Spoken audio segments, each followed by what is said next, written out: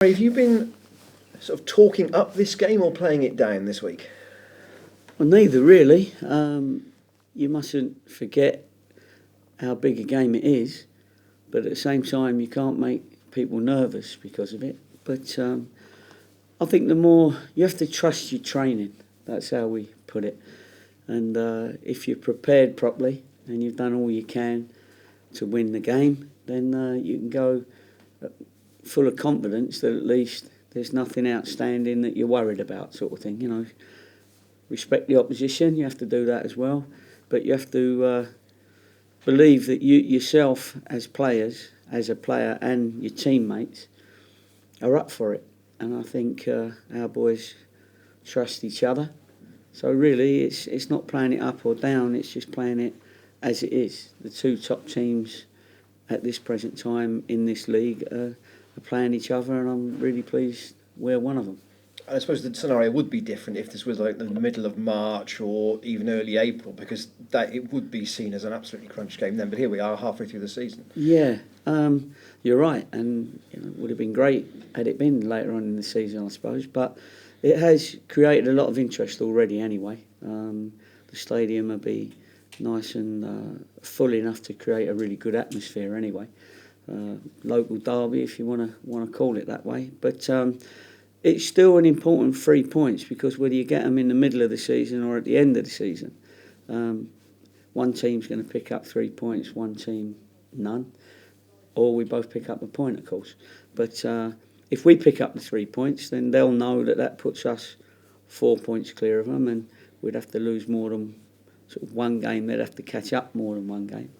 But and if we get beat, of course we're still within one win of them anyway. We'll be within 2 points. So you're right, nothing's going to be won or lost as far as the league's concerned.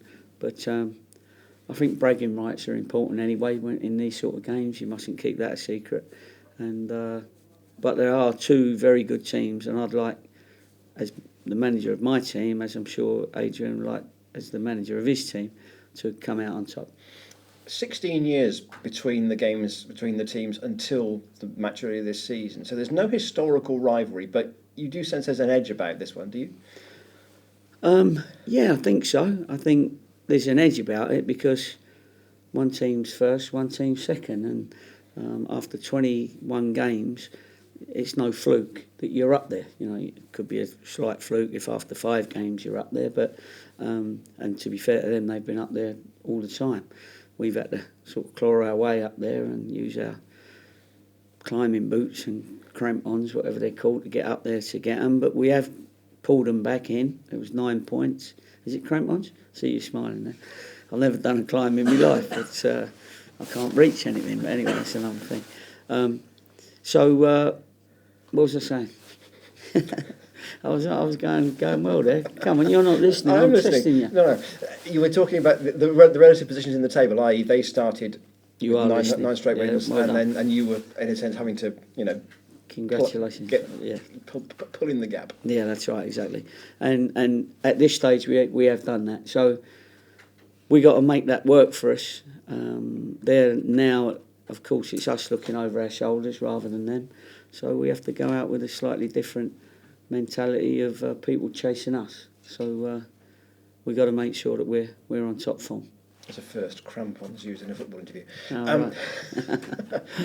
After a 5-0 and a 4-0, I mean, confidence, I guess, is flowing through the players. Well, it is, but it's very important that we don't get overconfident. With all due respect to the teams that we've just played, then they've proved that they're not quite, because of the league position, not quite at the level of the teams that are up the top. No disrespect to them. So we got to make sure that we don't go out thinking that we've just got to turn up, because Forest Green are a strong team at this level, and we got to make sure that we don't go out and try and flick it about and try and look like Real Madrid or someone like that when the other team could very well be and muck you up. So we don't want that to happen. So we got to make sure that we're good in and out of possession, both of those. At the moment, we've been very good in possession, against the other teams because we scored goals. But against the top teams, you've got to be good out of possession as well. I'm sure you've noticed Forest Green have just tweaked their formation a little bit in the last few weeks. They've gone to playing one up front and five in midfield, with the wide players supporting the main forward. I didn't know that, so thanks for telling us. No, of course. We've seen the last couple of games, and of course you have to know all the strengths and weaknesses of the opposition. And yes, they have tweaked it, so we'll be aware of that, and I'm sure they'll be aware of any little tweaks that we've made. So, but on the day, it's 11v11. The boys have got to go and do the job. Tactics have got to be in their minds. Fitness has got to be in both teams' minds, and I just think the two sides are very, very close as far as all that is concerned. So we'll have to wait and see who comes out on top on the day. The 2-2 game, it took a while to open up, but once it did, it was, you could almost say it was a thrilling second half. Well, there were 4 quality goals, that's for sure. And what you know is that both teams are good enough to come back from being behind. And both teams have got players that have got the quality to create good goals, special goals. And I really felt that on the day, I think I said it in the interviews after the game, that I thought the 4 goals were worthy of a different level. So from your point of view, a good occasion to be involved in? Great occasion. You've got to embrace these occasions. The players have got to embrace these occasions. You've got to remember that half our team probably haven't had this sort of game before. So it's great experience for them. The 4 or 5 that have, we need them to be leaders on the day. But we're at a point where I trust my team, and I think they trust what we give them. So that's all we can do, and we'll go into the game, and hopefully they'll show their best form. You've said there's been a lot of interest about the match, and people who watch you regularly will know that you've had to break down some pretty stubborn defences so far this season. Have the fans got to be a bit patient with you, because you know that you're playing the team in second place here, and actually to unlock them might take a bit longer? Well, it might do, but I can't for 1 minute see Forest Green coming to us and parking the bus, as it were. So I'm not sure that'll happen. I think both teams as well will want to win the game. So to go and win the game, you have to get at the opposition at some stage. So I think it'll be a good football match. I think it'll be competitive, and we've got to be ready for that. Lastly, not a question about crampons, but about Luke Thomas. How do you see that situation unravelling now that Southampton have expressed an interest in him? Well, I mean, Southampton's name's come out, but there's a lot of other clubs that have expressed an interest as well. Many clubs, to be honest with you, want him to train there. But we think he's better off training with us. He's been training with the first team. It's definitely helping him. He's definitely got more of an all-round game, in possession and out of possession. He's our player. I think he does enjoy training with us and training with the first team. He's loved being on the bench. He's handled all the stuff you have to do as a newbie in the first team, like sing at dinner and away games, and he's got through that. That's an experience that I wouldn't put on my worst enemy, but he's come through that well, and all of a sudden they grow up a little bit. So we're giving him what he needs at the minute, and let him have 50 games in the first team. That's just my feelings anyway, and then see what he's worth, because at the moment he's still learning his trade, and we want to teach him his trade, and we think we can, and he's a good lad and wants to do well, and he's got great ability, and we shouldn't just ship him off somewhere because it pays for our dinner tomorrow. Do you know what I mean? We've got to make sure that we nurture him, we look after him, and in the end, if he's good enough, which I'm sure he will be, he'll find the level that he can compete at. Gloucestershire lad too. Yeah, that's nice. That's nice. I can hear the song now. Luke Thomas, he's one of our own. Great. Thank you. Gary, just a couple from me. You mentioned that the teams are very close, there's not much between them, two very good teams. So what do you think can give you the edge on your own patch on Saturday?